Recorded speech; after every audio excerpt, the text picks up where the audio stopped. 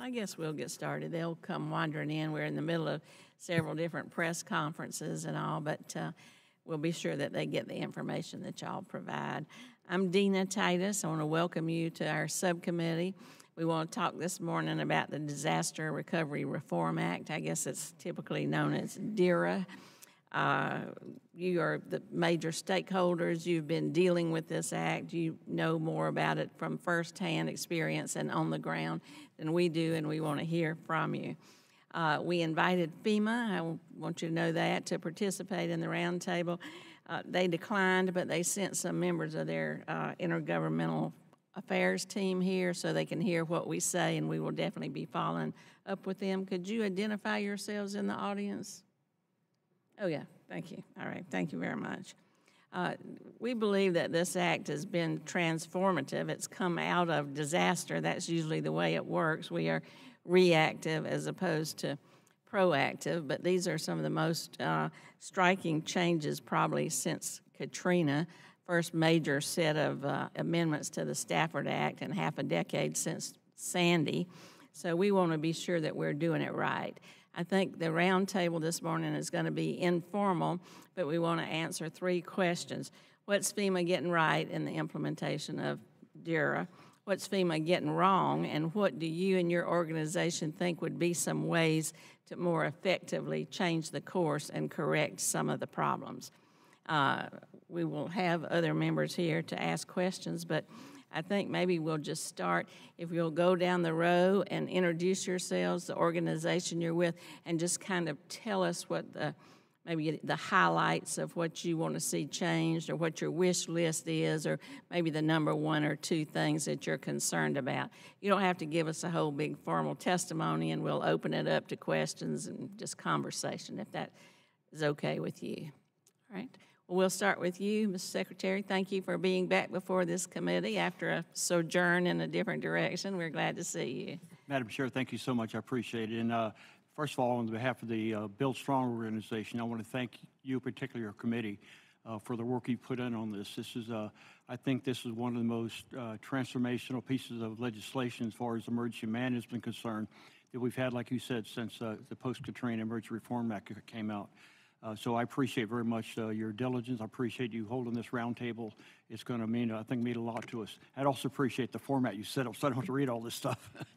You asked what FEMA got right. What I think they got, not I know they got right, is when they were putting the DRRA together, they brought in a lot of stakeholders, took a lot of information, and gathered all that together and starting to put things out the door. I wouldn't say, from my opinion, they've gotten things wrong, but I travel a lot. I meet a lot of emergency managers. I meet a lot of fire people, and most of them don't even know this exists. So I think they need to do a much better job of publicizing what this is about. This is very, very significant in what's happening. I can tell you firsthand, I was a fire chief in Miami-Dade County when Hurricane Andrew came through. We lost 90,000 homes that should not have come apart. I mean, they came apart. So we changed our building codes. We had to fight tooth and nail, but we got our building codes changed. And since I've been in my house the last 20 years, I've had 2 hurricanes go right across the top of my house, literally no damage at all because of the building codes we put in place. So this piece of legislation, if we do it correctly, and we better do it correctly, we only get one shot at it, will be such a significant impact on our resiliency in this country, because the money is going to be able to do the things we've wanted to do but have not had the funding to do. So I think that if I was going to ask FEMA to do one thing, continue working very hard, which they are. It's a heavy lift, but I think they need to do a better job of getting the word out, telling people exactly what this is about. A press release doesn't do it. They need to be out there on the street, talking to emergency managers, talking to fire people, talking to mayors, talking to governors, and tell them how important this piece of legislation is and what it's going to do for them. Thank you. I would have to echo everything Mr. Paulson has said. He's hit most of the items very, very straightforward. And I think from our organization, the National Emergency Managers Association, is that you know, we are the contact to the local jurisdictions through each state emergency management agency to the local jurisdictions. We know that all events are responded to and they recover from locally. And we're also going to be in the position of providing that resiliency through mitigation at the local level. FEMA is not in a position to be able to talk to every local jurisdiction. The states are.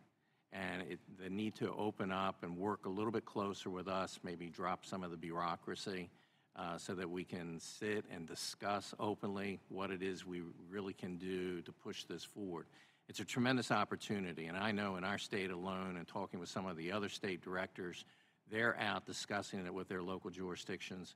Really, we've never had this opportunity for this amount of money to be made available to states and locals since the beginning of the Homeland Security Program. So this is that type of opportunity, and we want to seize it. We want to do it right. We want to work with Congress. We want to work with FEMA. We also want to work with the other 17 federal agencies that also have operations and recovery efforts and mitigation efforts in disasters. So we're here to basically embrace everyone and become a partner at the table. Thank you. Good morning. My name is Dan Robeson, and I'm the Emergency Management Coordinator for Johnson County, Kansas. I've been working in emergency management for 20 years and been a certified emergency manager for 14.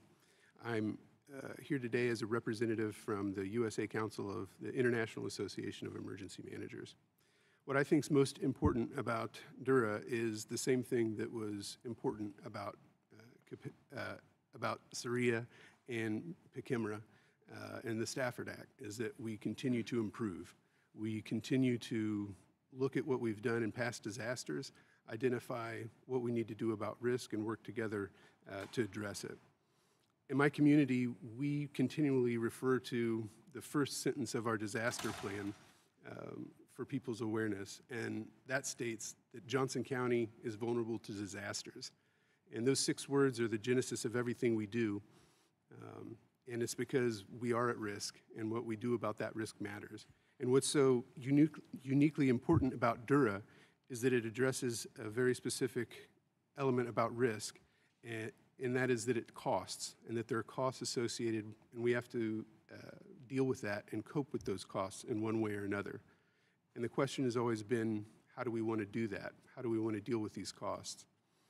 And DRRA is signaling what the answer to that question is, which is what we know now is that while it's hard to do, spending money and time and effort before a disaster to mitigate hazards saves lives and property, and it helps keep our communities intact, and it saves money as well. And so we're excited to continue working with FEMA and other partners in terms of what's going well and areas for improvement. While some of the additional work is important work is still out there to take care of, we know that there have been implementations, significant ones, that have occurred in the last year. And moving forward, while there's room for improvement in communication, there has been communication and stakeholder engagement. So we look forward to continuing to work with our partners on this, and are interested in making sure that there's continued oversight to ensure that the implementation occurs as it should. Exactly.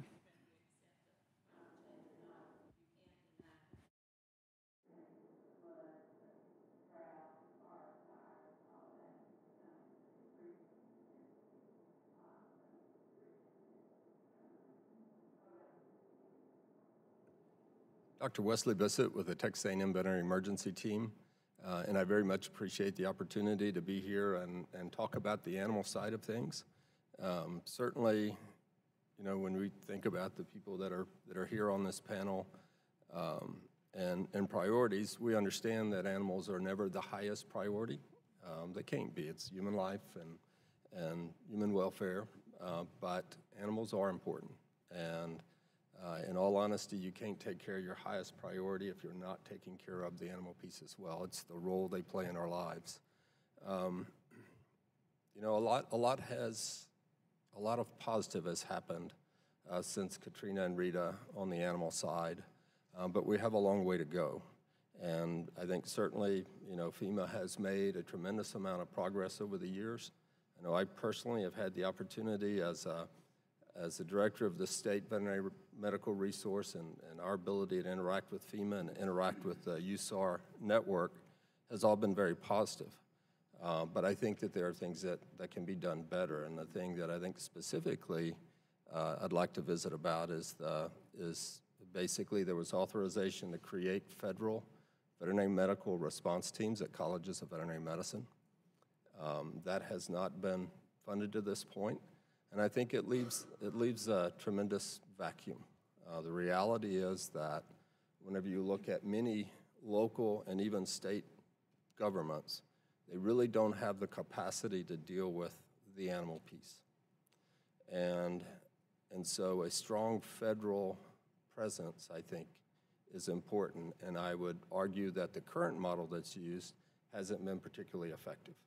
And so I think FEMA has an opportunity to really make a difference here. And by doing so at a College of Veterinary Medicine, they have the ability not only to impact that community that's been devastated by disaster, but to impact young professionals that are going to go out around their states and around the country and really build local capacity. So I think that if they will address development of those teams at colleges of veterinary medicine, it's very much a positive pathway forward.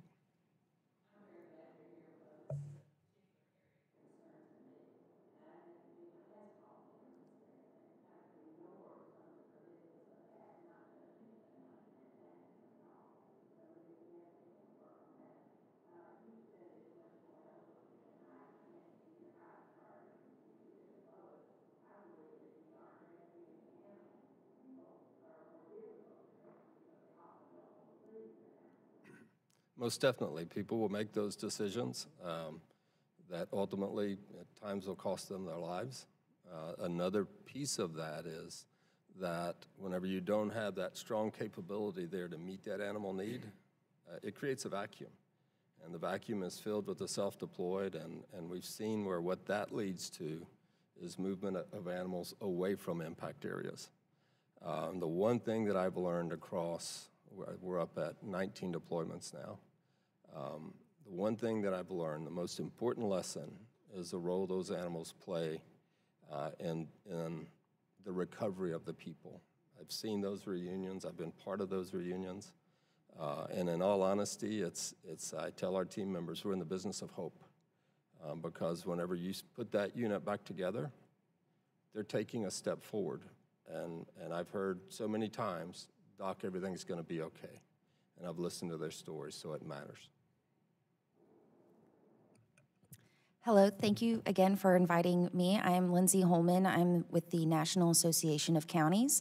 I serve as their Associate Legislative Director for Justice and Public Safety. Something that I think we've been hearing from our counties across the country is the need to make sure that we leverage these provisions in time to address ongoing disasters. Right now, we're dealing with one of the largest cumulative disaster recovery efforts I think our country has ever seen, and it would be a shame for the opportunities that are present now, especially before rebuilding begins, to not leverage those towards building back more resilience and actually maximizing that investment that the federal government is making, the state government is making, to make our communities more holistically resilient to natural disasters.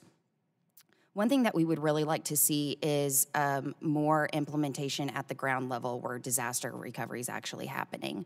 There's many provisions in DRRA that could be leveraged to maximize hazard mitigation measures, not only through HMGP, but also through the Public Assistance Program.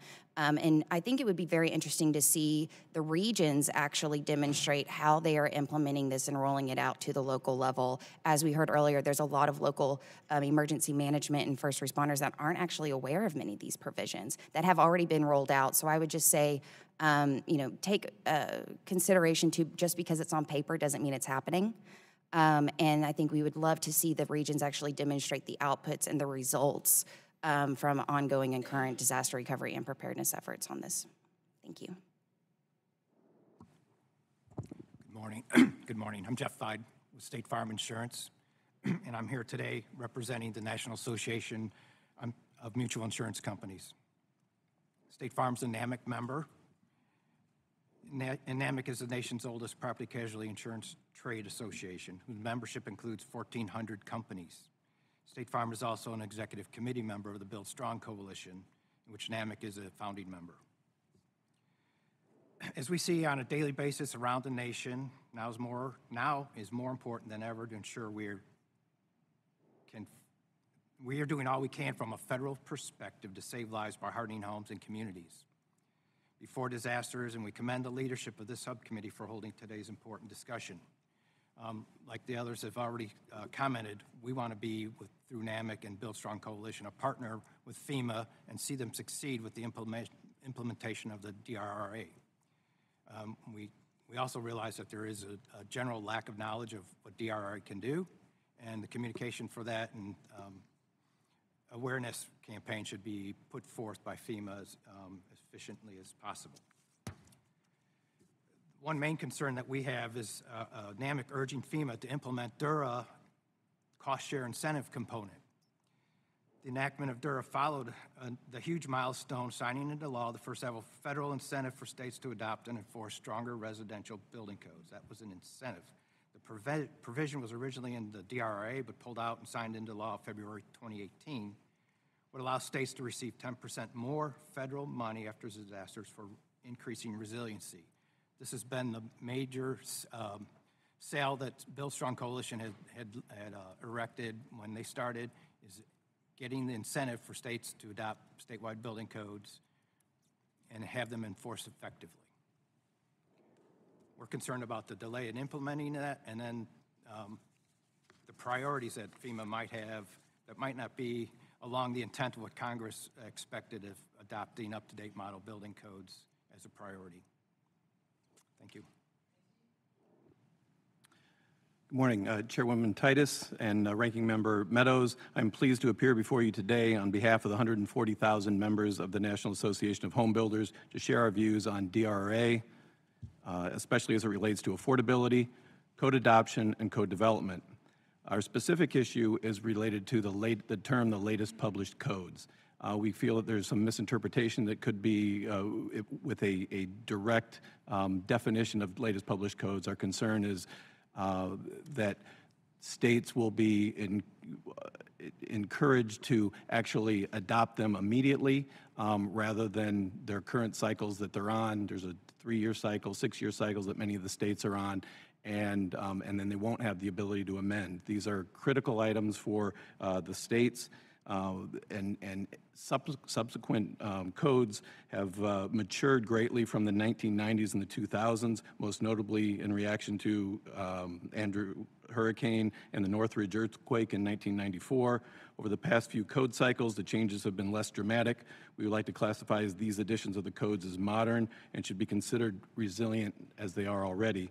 Reducing the urgency to adopt the latest published codes rather than the 2 latest published codes we think are much more practical. For example, if there is a disaster that would occur right now with a state that's on the 2015 code, there might not be funding available to them because the 2018 would be interpreted as the latest published code. And the last thing that some of these states want to be doing in the time of a disaster is adopting a latest code while they're on a very recent code. And I think it gets the money out there quicker, so people don't have to learn the new codes. They don't have to the training and figure out what these new codes are when their number one issue is really trying to recover from a disaster.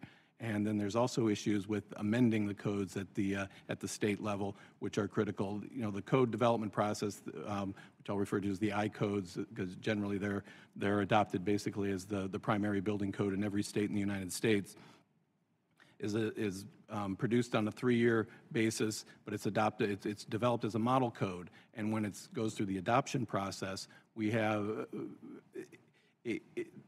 These nationally developed codes have issues, have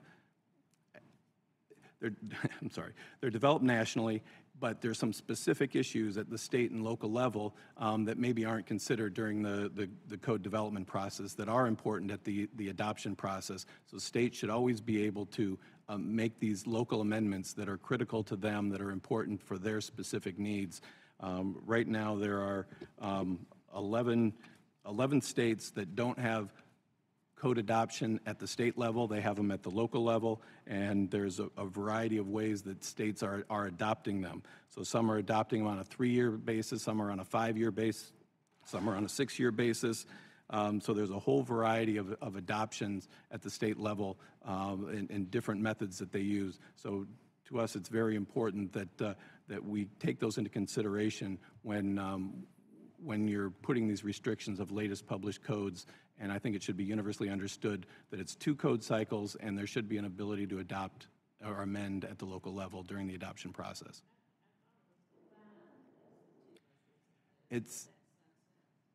Well, there's a couple things. So first, that's in section 1235 is, let's make sure I get this right. 1235 doesn't have it defined. It just basically says latest hazard-resistant design or latest published codes. But in 1234, it is with the 2 code cycles and does have the ability to amend with the 2 code cycles on a sunset provision for 5 years. So what we'd like to do is have that universally understood that it is 2 code cycles and it applies universally, whether it's pre-disaster or post-disaster.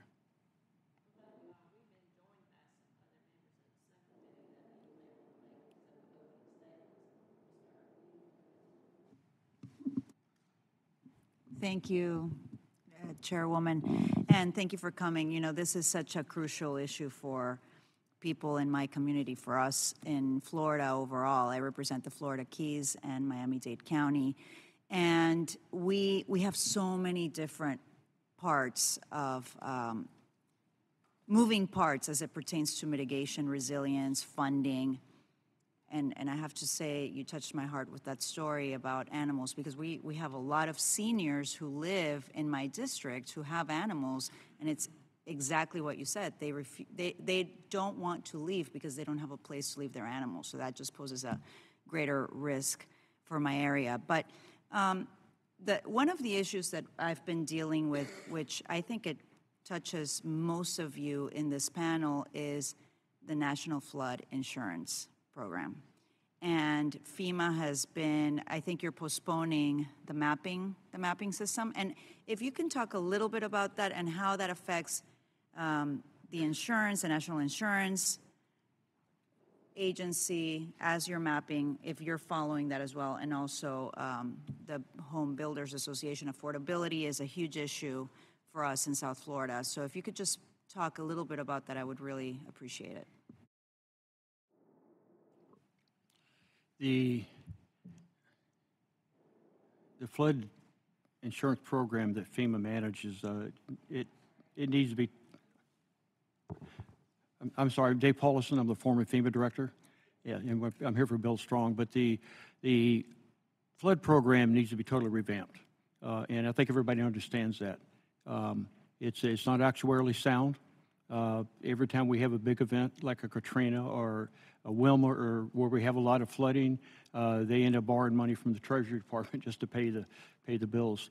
There's also I'm glad somebody served from the insurance agency. An issue when flooding is the flood from rising waters or is from a driving storm, and sometimes that's difficult to tell. And there's always maybe a little headbutting between FEMA and the insurance agency of who's responsible for paying for that. So that's an issue we need to deal with right up front. But we have a new FEMA director, just been confirmed by the Senate, and who has an emergency management background, which is very good. And my recommendation is we take that, and I'm just going to fall in your lap probably. How do we put this whole thing together where everyone can have flood insurance that needs it? How do we keep it affordable? And how do we keep it actuarially sound, where we're not continually putting more tax dollars into the system that's really not working that well? So it's very difficult. You know, I don't have the answers. We struggled with it when I was there. So, you know, but I think it's something we really need to take that on. And we need to have the political fortitude to deal with it. And I would recommend that you also include actual community stakeholders, because I think the problem has been that, you know, FEMA as a federal agency, the bureaucratic process is so disconnected from local communities that there has to be a way that there's a clear communication channel between local municipalities, local communities, and exactly what you're saying. How do we figure out the next mapping system? That's been a frustration in my community, that FEMA has not been responsive and they haven't been a part of the process. I totally agree. I totally agree. This has to be a united effort. It can't be done in a vacuum. It's got to be done with, like you said, with the local communities, the states, Congress, working together with FEMA of how do we put a viable program together that works better than it does now.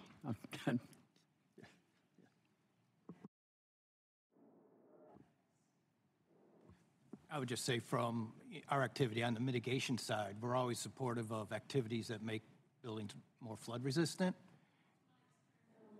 Yeah. Yeah. So we're always supportive of efforts that make buildings more flood resistant. So we're looking at building code adoptions, building code improvements, and we stand behind FEMA as they're at the code hearings on the 3-year cycles, advancing mitigation techniques to make buildings more flood resistant. We're behind that and support those types of endeavors to make the buildings more flood resistant. So mapping is an issue for the home builders, obviously, where you have property where you don't know whether or not it's going to be changed. You know, they're going to change the flood rating of a specific piece of property. So the sooner that and quicker they're able to get them updated, the better off people will be.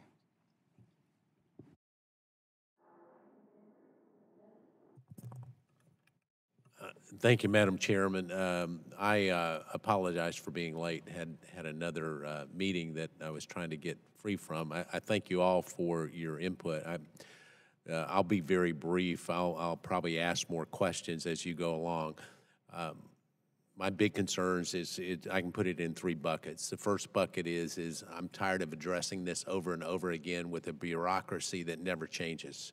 Okay, so what can we do to really fix it? I think the chairwoman and I agree that this is something that we can come together in a bipartisan manner, but I'm tired of the talk. All right, that's bucket 1. The second part of that is there are certain areas, and you mentioned, Mr. Craig, the maps. There are certain areas that we try to do to try to make this flood insurance profitable. And it's never going to be. Mr. Paulson talked about how do we make it sustainable. We have flood maps in my district that include areas that have never flooded because we're trying to prop it up so that we can pay for flood insurance so that people can live on the coast. I live at 4,200 feet in elevation. If my house floods, all of DC is underwater, and so we've got to come up with a solution that really works. And then the third one is that as we look at this, what I want you to help us understand, where is FEMA, where is HUD, where are the other agencies? Because the big problem, quite frankly, we're talking about FEMA this morning. The big problem is, yes, FEMA in that initial phase, but the bigger problem is HUD and what we do in the mitigation, some of the NEPA guidelines. I can tell you in North Carolina, we have areas that flood every single time a storm comes through. And so what do? We don't clean out the ditches. We have so many environmental concerns that even in direct responses, they continue to flood. I've flown over them in helicopters where storm after storm after storm, and we somehow think that we can keep putting money and building back and it's not going to flood, and you all know that it will just flood again. So I guess to those 3 buckets, if you can address those, and I just want to sincerely express my appreciation to the chairwoman for her leadership on this. Hopefully this is something that we can get done. And actually keep the jurisdiction here. I know that there was a bill that literally wanted to put everything under HUD. And when they're doing a bad job, to give them more responsibility is not where I think that we should be going.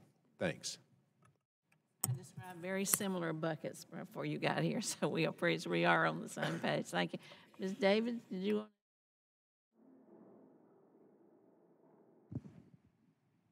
Thank you.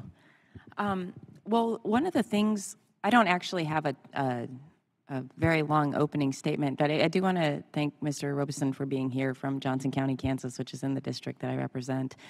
And I know that in our area, a lot of times people don't think about the effects of changing weather and climate change when they think about Kansas, but we have a lot of flooding issues and other natural disasters that occur, and it's getting a bit more extreme. So the work that we're doing in our area, some of you have already touched on.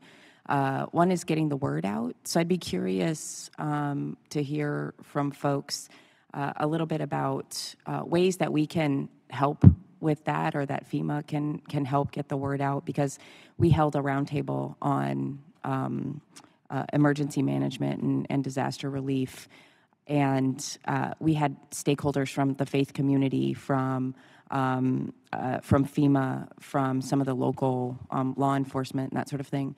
And this is an issue that a lot of folks deal with, is how do we make sure people understand the importance of this?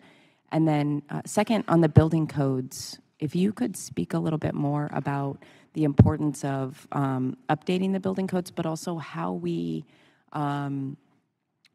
like, what we can be doing to help facilitate adoption, and that, I think that if Section 1206, I think, is the appropriate section to get the states and localities to look at enforcement, updating, and that sort of thing. If you could speak a little bit more about what we should be thinking about in getting that implemented. Thank you.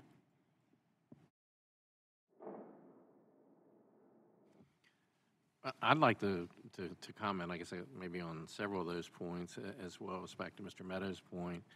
You know, one of the things from a state perspective we do look to FEMA to be, and I believe and sense that they don't necessarily see that as their role, but they should be the single point of contact for any state, for all of the federal agency, departments and agencies, and what resources and assets and capabilities they have to bring to the table at the time of a disaster.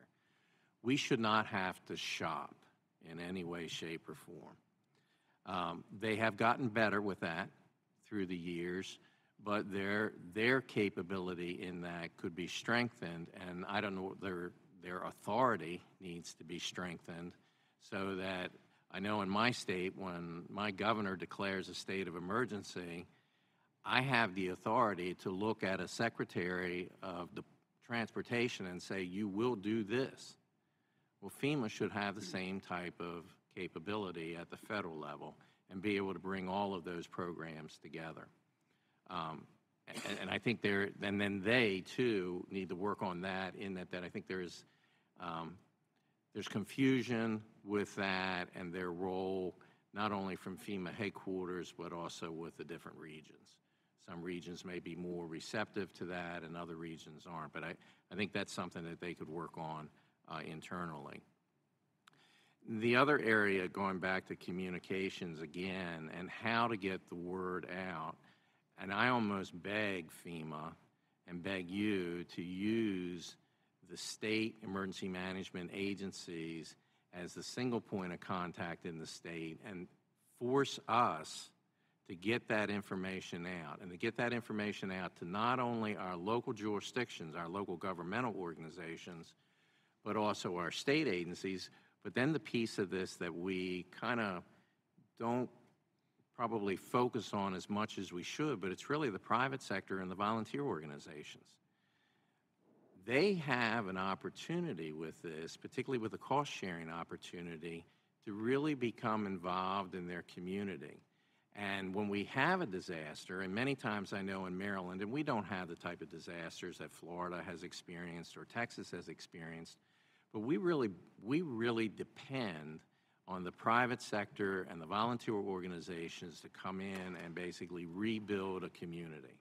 Because we're not eligible because of size for individual assistance from the federal government, so we have to turn to other avenues for that. So that's an area too. I think that if you would use us and allow us to be at the table and force us to be at the table with FEMA, and to some degree force FEMA to open up, drop a little of the bureaucracy, sit down and have a conversation at a table like this, that we can openly move forward together. We too, as you noted that FEMA declined to attend today, we have invited them to our national meetings and sessions that would be just with the board or specifically with the mitigation and now the resiliency committee. And they've not attended those. They'll come to open sessions, but not necessarily the opportunity to just sit and chat. Now, we are in the process of trying to mend that. We do have a meeting scheduled in January where we're going to make a full attempt on our behalf to really sit and talk with FEMA about some of these things. But that's a big area, is that communication between FEMA and the local jurisdictions. So, Mr. Strickland, I want to come back to that. So what you're saying is from a National Emergency Managers Association, that FEMA is not willing to work with you on a one-on-one basis to try to address some of these concerns. Is that correct? We have invited them to sessions, and they have not well, so I want to cut to the chase. I mean, Mike Sprayberry, who is my emergency management, has worked in both Republican and Democrat administrations. If Mike tells me to do it, I take that over FEMA or the governor, and I don't care what party the governor is because Mike knows it. So to the extent that you're saying, I'm not talking about just going to a conference and a meeting. I'm talking about a working aspect where you're working with FEMA. You're saying you can't get their willingness to do that with your association. Is that correct? Yes. I think overall, from the way this has progressed, because this is new to them, they've been very close hold on how they're releasing information to us where we could start back here and talk about it openly before they start releasing. So what's the, I guess, what's the here? What's the problem? Because here's what you normally get. You get someone with your ability and responsibility that is blaming the federal government, and the federal government is blaming you. I mean, it happens every storm, no matter where it is, whether it's Maryland or Louisiana or Kansas or anywhere else. It happens because they want to place blame. So is this a blaming thing, why they don't trust you, or what's the issue we're trying to get you guys together to solve? Some of the direction that we need to go in with this opportunity, particularly with BRIC. We gave to FEMA in August of 2019 our recommendations. They took the recommendations, but we don't have any idea what or of any of these they're incorporating into the policy. We're basically at a point where we're now waiting for the policy to be. So are you willing to have a special meeting that addresses those concerns? All right, so I don't want to speak on behalf of the chairwoman or on behalf of my colleague from Louisiana, Mr. Graves, who understands this better than I do, but why don't we put a goal of by the end of January to have that meeting set, and I think we can make the administration feel some pressure if they're not willing to do that. Is that fair? Thank you. You okay with that?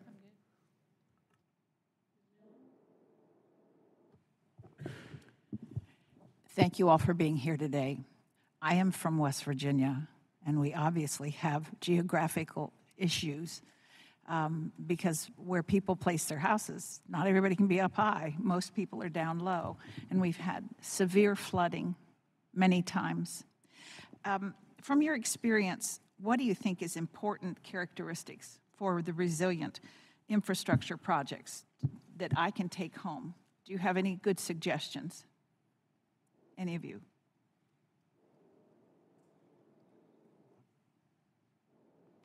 on resiliency. Well, one thing, I'm not an engineer, so I'm not going to get into actual specific resilience measures, which I'm not sure if that's what you're looking for, but I would just really, as your counties are working through disaster recovery and as they are formulating those recovery projects into what's called project worksheets, that they make sure that they elevate their voices with the FEMA representatives at the field level, but also their state representatives to make sure that public assistance mitigation measures are incorporated as much as possible. That's why the public assistance mitigation program exists, so that we're not just building back to pre-disaster condition. That actually gives you the opportunity to make some changes to maybe the design of culverts, maybe the size of culverts, drainage culverts that may be completely compacted or filled with debris, elevating some of your local roads and bridges.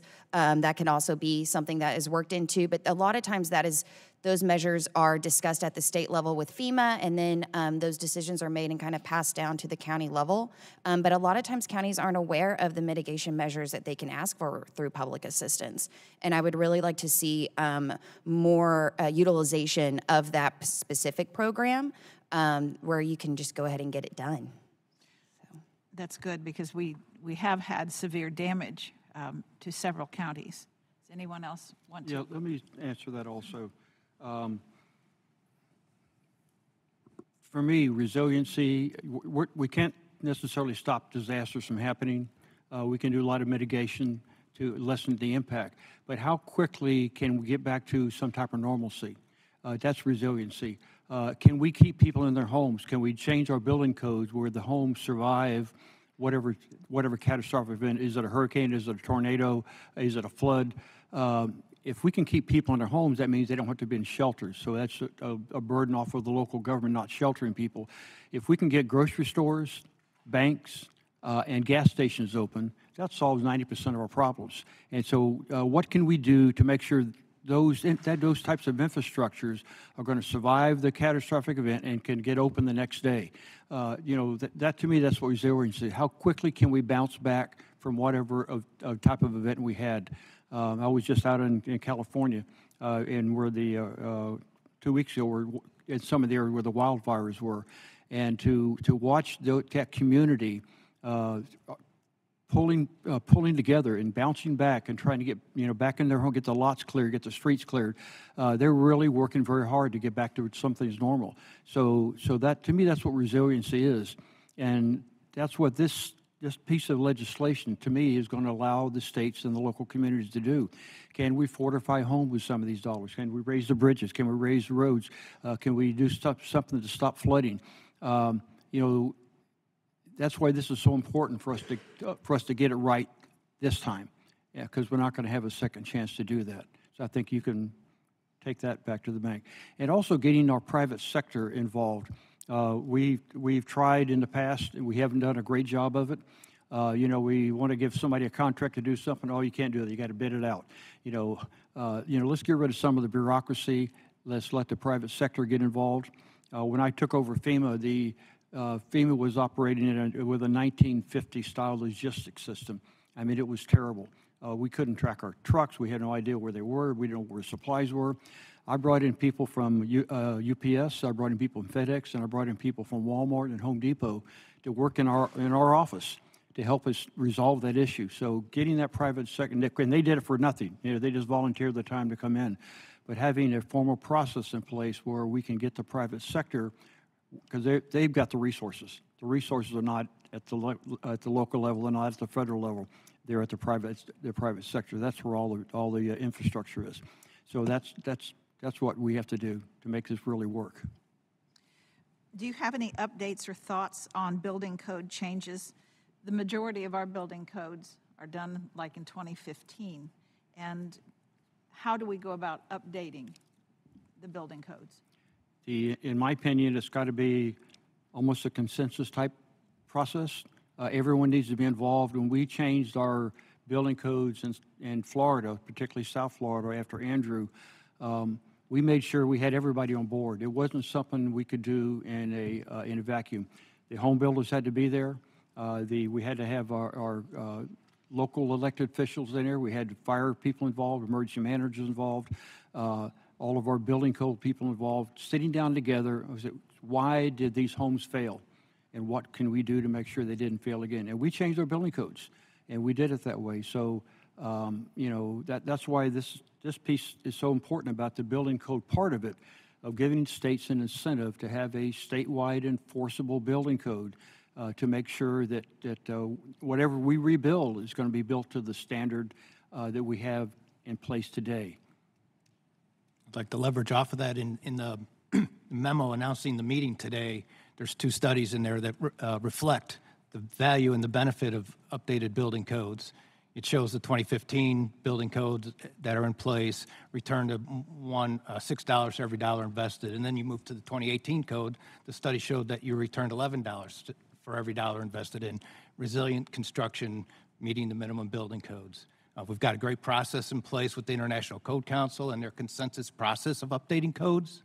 It's a public forum, and it's a cycle that occurs every 3 years. Science, technology, research, and testing is fast-paced. That information and data that comes from there needs to get integrated into the building codes. And the best way to get resiliency into the hands of the builder, the building inspectors, and the homeowner is to get it into the minimum building codes. So the importance of getting the codes updated on a regular cycle and in a timely manner is just as critical as you might see the latest iPhone or Android phone. It was good enough 6 months ago, but we already have a new one. How can they make it any better? There are continuing improvements to the building code. I just wonder about the enforcement, particularly in my area where the homes are older. Yes, so the older homes, there's opportunities, and maybe we go back to the cost-sharing portion of the DRRA, where there could be grant programs, and a great example is in Alabama, Strengthen My Alabama Home, where there's grants that are offered to the homeowner, goes right to the homeowner that can retrofit their home, fortify it, make it more resilient, and that takes it right to the homeowner. And if more homeowners embrace that and it's easy for them to do and affordable, it starts to change the face of the community to be more resilient from the existing housing stock. Yes, please. Thank you. So as far as the building code development process, it's developed, as he indicated, every 3 years, and the federal agencies are heavily involved in the process along with the materially interested parties.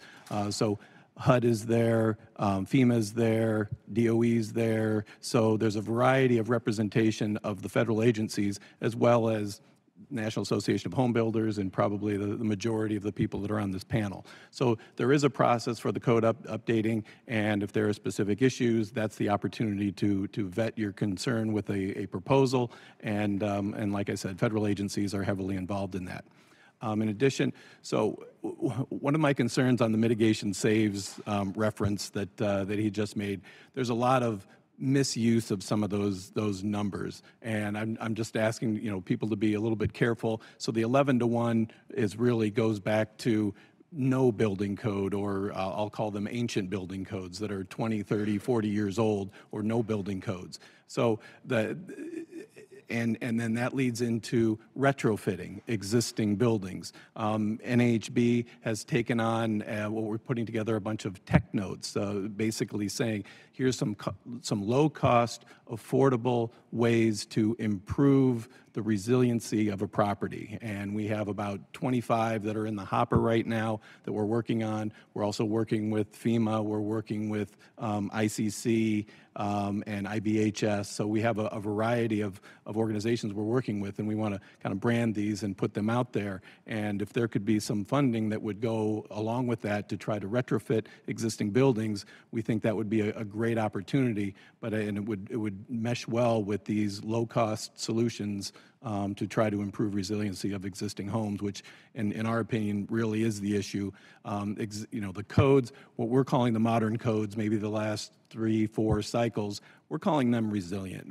I believe some of the panelists here might disagree with me, but I believe that they're resilient. The home builders believe they're resilient. And we're really at the mature stage of making tweaks now to the code rather than major changes like happened post-Andrew, that happened post-Northridge. So and the urgency, and this goes back to my 2 code cycles. My 2 code cycles, must be in there as opposed to the latest published codes, because we really are in that incremental level of improvements. Not to say that there can't be any, but we're really at the incremental level rather than the major level. Thank you. Back to your point, Mr. Paulson, about the private sector, we should figure out some way, too, to take advantage of some of their resources that we may not have, like the power companies' unmanned vehicles to survey power lines that are down. So we don't have a lot of drones getting in the way, but some kind of policy to make use of some of that technology.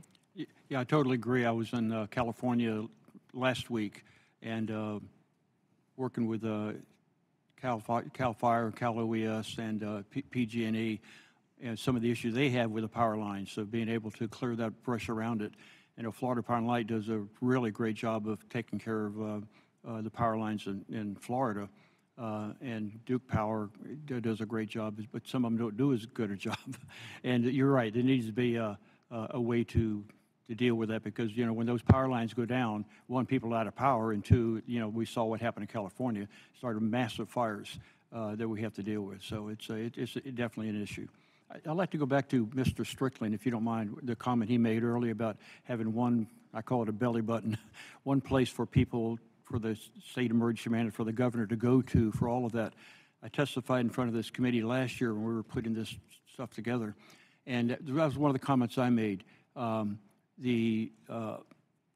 does a cost-benefit analysis when they put out money after a disaster, what you're going to rebuild, and maybe it's not what not worth rebuilding. And but some of the other agencies don't do that. My part of my testimony is that perhaps all of those types of grants should go through one agency. To me, FEMA was the right place for it to go.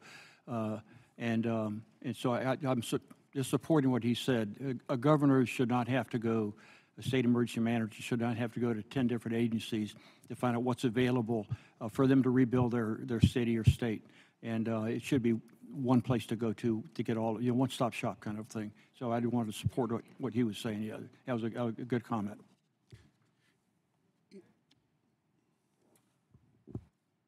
Thank you, Madam Chair, and I want to thank the ranking member as well. First of all, I want to thank both of you for the bipartisan legislation we did last year, the Disaster Recovery Reform Act. I think it did address a lot of the lessons learned from recent disasters and just continuing to build upon successes that we've had in learning from different disasters. Two, I'm continue to be disappointed, Madam Chair, that our federal agencies aren't participating in these meetings. As you recall, we had HUD that refused to come to a public setting, and now FEMA's not here. We can sit here and talk all day long, and without actually having the agency folks doing their job, it makes it really hard for this to be anything other than theatrics, and that's really disappointing. And I want to say it again, HUD and FEMA, they should be here. They should be intimately involved in this, and they should be facing us as we represent the disaster victims.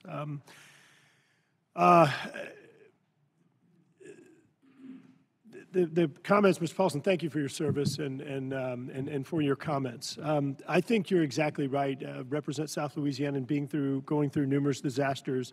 I've seen repeatedly where the lack of coordination among different agencies has wasted extraordinary dollars and just repeatedly victimized, re-victimized disaster victims. And that's not. If we're spending excess dollars, if we're taking more time, if we're subjecting people to more bureaucracy, if we're delaying or impeding recovery, I mean, what are we advancing? What public goal, public policy are we advancing? This just doesn't make sense. And I'll tell you, I'm really frustrated. Just recently, this House passed 3702, which codified the long-term CDBG-DR program, and it memorializes this splitting up. And so think about if you're a disaster victim, you may have to go to apply to the National Flood Insurance Program. You may have to go apply to FEMA for a separate grant. You may have to go to SBA. You may have to go to USDA to get food assistance. You may have to go to your state to apply for a STEP-type program, assistance for temporary housing. You may have to go to then a state program to do a CDBG-DR program. I mean, why in the world, and look, we've been through these people. They've said, look, I've filled out 7 applications. I mean, this is America, and it's almost 2020, and we can't do better than this, really? And let me say it again. All of these different steps and the proctology exams by the Inspector General and other things, it's not saving money. It's not saving time. We've got to recognize these are disasters, and they're inherently unpredictable. And yes, you know what? We may buy too much ice or water. And you know what? I'll take it all day long, because that's what you have to do, because they're inherently unpredictable.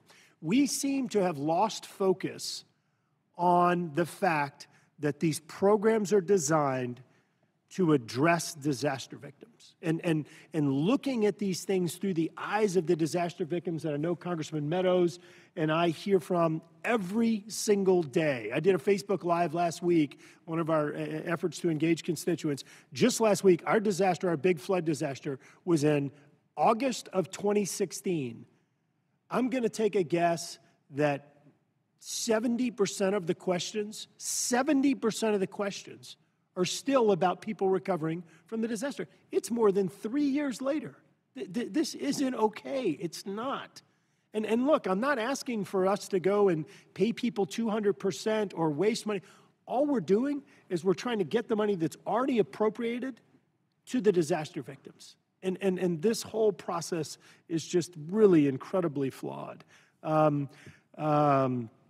I'm really excited about what we did with pre-disaster mitigation in regard to the BRIC program. I'm excited about the funds that we expended last year or dedicated last year to resilience projects. I think that's going to pay off over and over again. And I think that having FEMA define this definition of resilience and giving them more flexibility, I think it's going to really go a long way to helping to improve the resiliency of our communities and bringing down this cost of $1.8 trillion we spent on 250 plus disasters since 1980. We can't afford to keep doing this. And building codes and others are a really important part of that. I think that we've got to do a better job, just based on our experience, in utilizing the experience or the willingness of volunteers. When I look back at our disasters, some of the most amazing performance isn't the government. It's actually just the people, the volunteers, and figuring out how we do a better job facilitating that. And if that means we need to give them resources, then let's do that, because it's so much more cost efficient. These people know the communities, and we saw just extraordinary progress that was free because of the work of volunteers, churches, and other service organizations. In talking to the previous administrator, he said, and I don't remember the number, but it was like, Madam Chair, I think 90% of the disasters that we've had were under, and you may know this figure, they were under like $10 million or something. I mean, just some really strong, small figure. But what they do is they do this full FEMA deployment every time. We ought to be looking at whether we just cut a check to the states and just say, hey, look, here's $8 million. We're out. We're not deploying anyone. You do what you need to do. And if you waste the money, it's on you. But just stop all of this expense and time and delay and bureaucracy and help to get things moving a lot faster. Lastly, one of the things, and I have not spoken to you about this, but one of the things, and yes, this is a big, bold, maybe even crazy idea, but when you look at the fact that the Corps of Engineers is supposed to be our offense agency, they're the ones going out there building flood protection projects to complement pre-disaster mitigation and hazard mitigation and others, yet they have a $100 billion backlog. We give them $1 to $2 billion a year in construction funds. We're never going to deliver these projects. It's too slow. It's too expensive. We're never going to deliver these projects under this mechanism. And you look at the fact that they're in Department of Defense. Does that department give them value added? And I think we asked the same question about FEMA. FEMA's in DHS. The number of times I've had administrators privately express frustrations to me about the bureaucracy of DHS. Is that the right place for it? And is value added by being within the department? Or my perhaps crazy or maybe not crazy idea, do we establish a new independent agency and put FEMA and the Corps of Engineers together? Let them, your mission is resilience and recovery, and just let them go to create a SBA type thing and just really be thoughtful about whether there's value added for where they are. So I'd love to hear anybody's response if there's time. I'd like to comment on your statement on volunteers, and I'm going to link back to FEMA not funding the college-based veterinary medical emergency teams. And actually, what we've done with the Texas model through our College of Vet Medicine-based team is we built a mechanism where through both our students, our senior vet students, but then also private practitioners, private veterinary technicians, they make up over half of our team. And, you know, one thing about the volunteers, in our perspective, what we do is we give them the platform. And so getting the volunteers in there are great, but they've got to have the tools of the trade to work with. They've got to have the system to work under. And so that's another hole where kind of FEMA not funding this possibility, I think, is creating a hole. Thank you. I was just going to mention, I think it's an important point, the piece about ensuring that at the end of the day, we understand that everything we're doing is to meet the needs of victims or survivors from disaster, and hopefully preventing people from being impacted from disaster.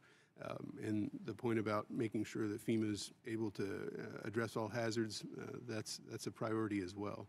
In addition to what other people have said about the question regarding the building codes, I think the building codes and their enforcement has to be part of a resilient community, and part of allowing that to occur at the local level is ensuring that we have advocates and champions at the local level that are able to infuse these mitigation concepts into the community, and that we're able to move forward and build that. And I don't know that we have that capacity right now to the level that we should at the local level, and I think it's worth investing that as part of implementation of DRRA, making sure that we're building up locals' capacity to be able to influence mitigation actions.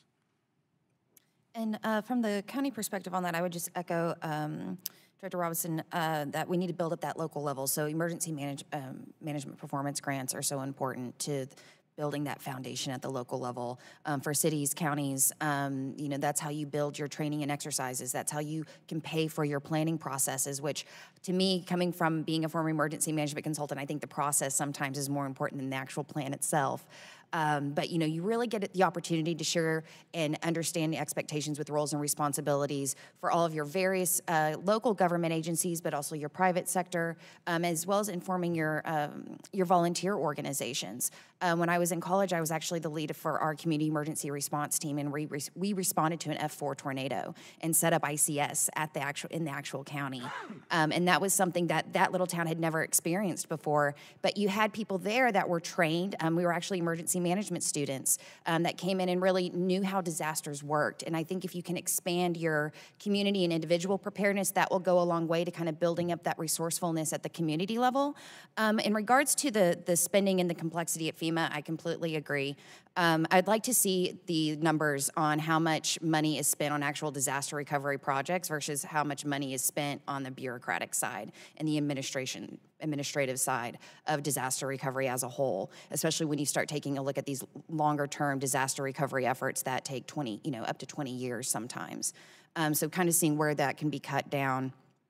Also, I think it's very important to take a look at separating FEMA out of DHS. You need that direct line to the president. Again, you need to be able to mobilize those resources and expedite those operations. So that would be some starting points. I don't think we do a good enough job incorporating universities, whether it's the veterinarian school or the emergency management school or whatever it might be, and we should work on that. But Mr. Paulson, you're probably the best qualified to speak to whether you want to have a separate agency or not. It's a crazy idea, but in Las Vegas, you can have a crazy idea in the morning and have 2 or 3 people go along with you by afternoon. And make $1 million to boot, right? Let's do a round of shots. Would you repeat that, please? Should it be a separate agency? Sorry? Should FEMA be a separate agency out from underneath DHS? You know, I've kind of mulled this over my brain, and that especially when we were putting Homeland Security together, and there was arguments on both sides. Your idea of putting FEMA, the Corps of Engineers, and maybe Small Business Administration together would put that would make to me a lot of sense. However, there are a lot of resources inside Homeland Security that FEMA can draw from. And let me give you one example. When we had, I think it was Hurricane Gustav, or one of them, we were going to set up, I think, or the one that went into Texas, excuse me. Ike, Hurricane Ike, okay. So there was a lack of communication between the mayor of Houston and the governor. And so we were trying to set up our pods, points of distribution. And at the last minute, the mayor said, we're not going to do that. You know, so we had to do it ourselves. And we had moved a lot of TSA people into Houston, so we didn't have what happened in Katrina, where the whole aviation system was shut down. And but there were 300 TSA agents in Texas, and all I had to do was make a phone call to Kip Hawley, who was the head of TSA at the time, and he gave me 300 agents to staff all these points of distribution. So there was a resource there that I was able to grab. So there's an argument on both sides, really. I can see an independent agency, like you just pointed out, Mr. Graves, but there are also some arguments that inside of Homeland Security, there's a lot of resources there that FEMA can use that it may not have organically. Madam Chairman, just very quickly, I've spoken to 4 former FEMA directors, James Lee Witt forward, and all 4 of them have said that they agree with this concept. I've got some work to do, Mr. Paulson, apparently, but this concept of, and you can still reach back into DHS, and just like you need to reach back into other agencies, DOD and others, but I think that looking at the value added of being in the bureaucracy versus the flexibility and agility of being independent, I think it outweighs. I think the latter outweighs. So, Madam Chairman, I'm going to follow up on that particular recommendation. Here's my take on it. Just like when you created DHS, you had one person in charge of making sure that our homeland is secure. Just like we were talking about disaster recovery, if you have one person in charge, it includes HUD, all the others that both the chairman and Mr. Graves are talking about. It allows it to happen. So let me ask Ms. Holman, Mr. Strickland, if the two of you would come with 4 ideas that you believe that we can streamline it from a county perspective and from a National Emergency Managers Association that would streamline it. I understand we've got a couple of people from FEMA here. Is that correct? You're from Congressional Affairs? All right, so let me be very, very clear. The next time that they send a congressional liaison to not participate in a briefing, and you take this message back from me, the next time they send the 2 of you here to not participate in a round table, just because we have a Democratic chair, they're going to hear from me. And I want to call before the close of business tomorrow to help me understand why they're having such a hard time meeting with you guys, all right?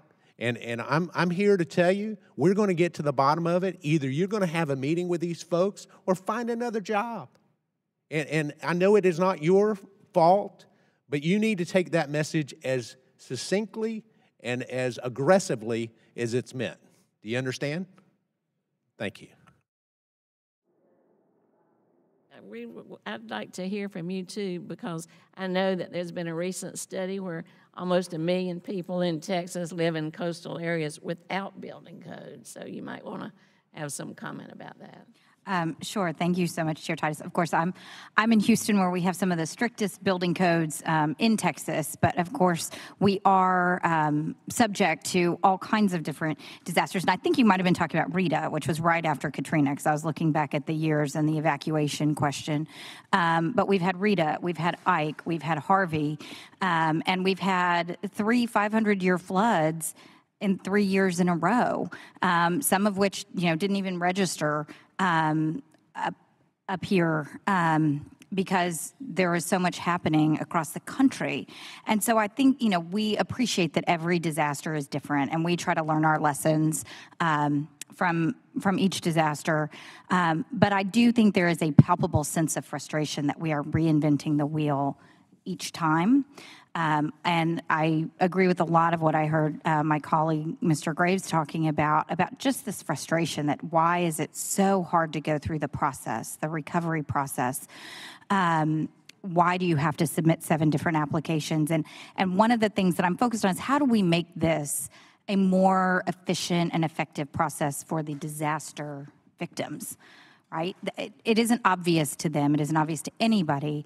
Okay, first you go to FEMA, and then you go to SBA, and then when you have exhausted that, maybe you can qualify under some of these HUD programs. It's just counterintuitive from that perspective, and so I would love to see this conversation moving in a direction that is, how do we make it simplest for people who probably have the fewest resources and the least ability to handle things in that moment in short-term disaster, but also long-term. We too are still recovering from Harvey, but we're recovering from the tax day flood and the Memorial Day flood that were in the years before that. And so there really is a lot of concern that we need to figure out how to make this process more efficient for everybody. And so I'm open to suggestions of how do we do that? Do we rethink the agencies? I mean, I think big thinking on these topics is welcome from my constituents, because going through the recovery process has been very, very challenging. So I want to thank all of you for being here today, for your insights, and for your continued work in this area. Obviously, we're having a conversation this morning, but you work on this all the time, and that is critical. It's what we need. And I think, Ms. Holman, you made the comment that sometimes just the preparedness is, as important as the plan itself. And I think that's something that we've learned. I also think Mr. Graves made a comment about the volunteers, and certainly we saw that in Harvey, as well as in other disasters, how important the volunteer work is. And we had the Cajun Navy that came over to Houston with their boats. We've had just all kinds of community-based help in the moment, but we also need a long-term recovery process that will make sense. And it does seem, I agree that we really need some robust oversight over what's happening at FEMA and how we're applying the lessons that we have learned. I too am disappointed that FEMA declined to participate in this roundtable discussion. And I'm also disappointed, and Dr. Bissett, you talked about this briefly, about about FEMA not participating in the VET program, and I'd like to hear a little bit more from you about that. This is a huge issue at home. We saw it. I was just delivering Meals on Wheels the other day, and there are a lot of recipients. They've started doing Animeals in Houston that we were delivering because so many people who were getting Meals on Wheels were giving the food to their pets because they wanted to feed them first. And I think we see that in disasters as well, that people don't want to leave their homes unless they can take their pets. And that's a huge challenge. I'm certainly very familiar with Texas A&M. My own vet at home is a Texas A&M vet school graduate, and we're so proud of the work that you do, and specifically the work you did during Harvey. And I think if we could talk briefly about some of the work that you did during Harvey and other suggestions, and whether you think, I know we asked FEMA to consider implementing a national vet provision to ensure federal capability. Do you think the current capability is sufficient? What would you suggest? So can you talk about what you've done and what you would suggest?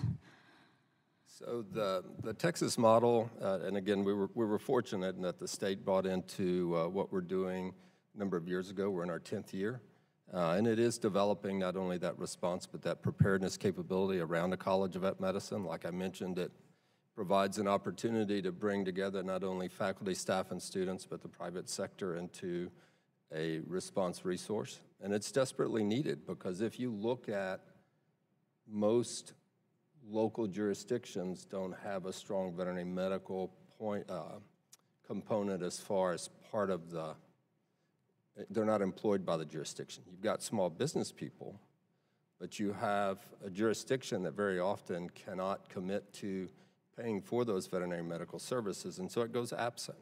Then you go up to the state level, and in many states, emergency response has, from the veterinary medical perspective, has gone to the agricultural agencies, those that are involved in regulatory medicine. And again, they do a wonderful job with that, but that's a different thing than responding to Hurricane Harvey. And this method that we use in Texas works so well, and Hurricane Harvey is a perfect example. We deployed pre-landfall and then started moving up the coast, and we basically wound up in every community between Corpus Christi, Texas, and the Louisiana border. As we'd move, we'd leave equipment and people behind to solve those issues. And you know, whenever you don't have that capability, it's going to be filled. The self-deployed issue is a real problem, and that they'll come in and they'll take, in many cases, those animals leave. I'd hate to think about how many animals left the state of Texas. And you can have a lot of different perspectives. Well, there's a lot of strays out there, so maybe that's not a big deal. No, it is a big deal, because whenever a family has lost their home, they've lost their business, they need that bit of hope. And very often it's that animal that does that. It's that animal that starts that recovery process. So this system that we've got works very well. When we're not responding, we're planning. So we're going into communities, and again, same problem with the planning process.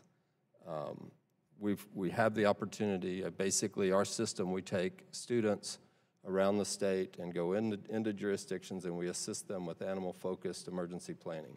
We have the opportunity to work with a number of really tremendous emergency managers. They're overworked. You know, they've got all these major issues they're thinking of, and very often they don't have the time nor the expertise to really address the animal issue.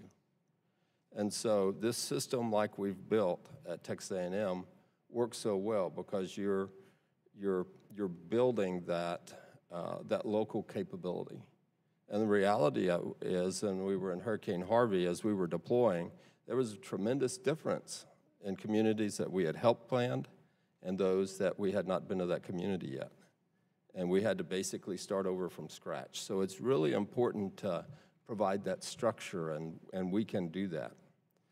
My thoughts on the current federal veterinary medical capabilities, and I'm going to go back to Hurricane Harvey, and I was actually sitting just south of Harris County and Fort Bend County, and decision was made to request National Veterinary Emergency Response Team. We requested large animal capabilities and small animal capabilities. About 3 or 4 days later, after that request went in, I got a call late one night, and I said, well, we don't have large animal capabilities. Okay, so scratch that. So I said, okay, so tell me about your small animal side. And basically what they had was 3 people in a rental car. And my comment to them was, that does me no good. I've got people. You've got to have, again, I understand when we're talking about destroyed houses and all of the different pieces of disaster, I understand where the animal piece fits, but you've got to have a robust capability that can go into a community, help them prepare, and then provide a robust veterinary medical response if you're going to truly take care of that community. And I just think that's critically important. And so I think the current model is deficient. I think FEMA has the opportunity to address that. Thank you. I think that's helpful. Fletcher, we're going to be working on some amendments in the new year, and I hope all of you will help us with the things that we've talked about today. But the implementation of 1218 is certainly going to be one of them. And also, we want to look at the provision that set up local pet shelters, because we put a lot of money out there, but we don't really have any accountability of who's doing it, what they're doing, how they're doing. Yeah, so I can comment on that and as well. The kind of the information management, you know, I've asked this question. I'm actually speaking at a conference tomorrow, and I'm going to ask the question, how many animals did we shelter in the last 3 federally declared disasters? We don't have a clue. That's right. And so we have to have better information management systems. I know we got to experience problems with that whenever we deployed to California after the Camp wildfires, where you had that system for managing that information was completely overwhelmed. We had to shut down animal transfers for 7 days so that we could build a system so that we made sure we didn't send somebody's pet away to be adopted out. Yeah. So it's important. It is. Thank you. John? Thank you very much. I was thinking about this issue, and there are overwhelming emergencies, Camp Fire, the hurricanes, and so forth. On the smaller ones, California has a pretty good system set up, and a lot of volunteers all ready to go. Not perfect, but can be overwhelmed. I do want to go to a couple of things. The Camp Fire is one example of 4 fires in California that have been declared emergencies or national emergencies. In every one of those cases, save one, 3 of the 4, the fires occurred in rural areas in which the counties were unable and continue today to be unable to front the money for the local infrastructure, county infrastructure, city infrastructure, and the like. Eventually, they get repaid by FEMA, but eventually is a few years in some cases. So my question really for Ms. Holman is I'd like to have your opinion on an effort that I believe we should make here to allow FEMA to put the money up front to assist these counties who do not have the capability of borrowing or raising the several tens of millions that might be necessary to rebuild the local infrastructure. Should we have that in the next legislation? I think that would go a long way to helping, especially your more rural areas, recover. Because when you think about it, your community is impacted, your residents are impacted, your residents are displaced, and then you need people to come back. But to raise the tax revenue to pay for it, but in order for them to come back, you need to rebuild your roads, you need to rebuild your schools, you need to establish jobs and do some economic recovery, but you can't do any of that until the people come back. So it's a lot of chicken before the egg. That would go a long way into helping, provide those initial financial resources for counties. But the other piece of that, I think, is also making sure that counties are prepared to manage it, because they're also going to be having staffing issues and also just particularly expertise and time. So having those pre-disaster recovery plans and providing funding for local communities to build and develop those very robust plans not only creates kind of a framework for them to manage that and to get kind of a kickstart, but also helps them understand the roles and responsibilities of the entities in the private sector in their own communities and what those impacts would be. So I think, maybe being able to demonstrate that there's been some forethought with that and being able to provide that money and expedite the access to that, or at least a significant portion of it to get kickstarted, would go a long way. There seem to be 2 different things here, and one is the pre-disaster planning, and I'm sure that varies from excellent to not so good, and that we can continue to work on that, and the state organizations are responsible for pushing that down to the city or county, and that's the way, and that's a good thing. My concern is that when a disaster has happened, and let's say the Camp Fire, the infrastructure improvements, that is the public infrastructure, sanitation, roads, all of it, water systems, it's a huge bill. Now, under the present situation, FEMA will reimburse a large share of that cost, not 100% in most cases, but a large share of it. But the local government has to front the money and then come in later. It seems to me that we could use something very similar to what is very common across the United States. If you're going to build a home, you get a construction loan. And when your plans are in, you get 10%. You know what the general cost is going to be. It's going to be 100. And so 10% when you get your plans in, another 10% when you begin construction, and so forth, coming up to, say, 80% of the total anticipated cost. Why not? The only question for the federal government is that money's going to leave our pocket sooner, transferred to the local government, which would ultimately have that money anyway. So I'm just trying to find a way to, in our legislation, develop a program so that the money is made available to these, I'll just say, local entities, large or small, upfront in a coordinated way. You got the estimated cost, okay, you get 10%. You got your construction plans, you get another 15, 20%. You're underway, so the money begins to flow over a period of time. Thank you for your support of my idea. Thank you. Finally, there is in this thing escape. How do you get out of town? How do you get out of Houston or whatever? We have a piece of legislation, it's called the ESCAPE Act.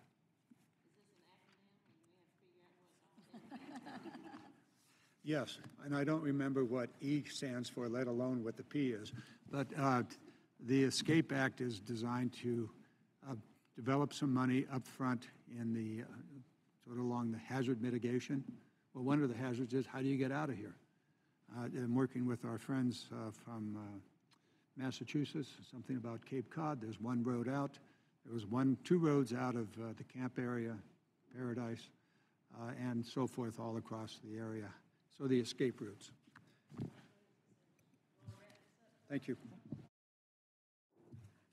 Yeah, I wanted to get here, even though simultaneously there is another hearing going on, because I want to look at this writ large, not ask simply about FEMA.